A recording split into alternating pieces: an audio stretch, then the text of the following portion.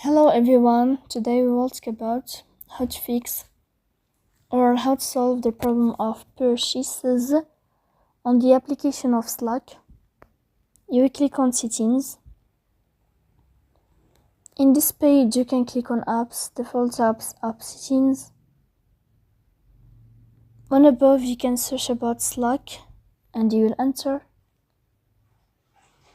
Then you can click on first stop and you can click OK. After that, you will enter to the window of storage. Here you can click clear cache. Don't click clear data because that can delete your account. In the end, you can turn off your phone and you can turn on your phone again.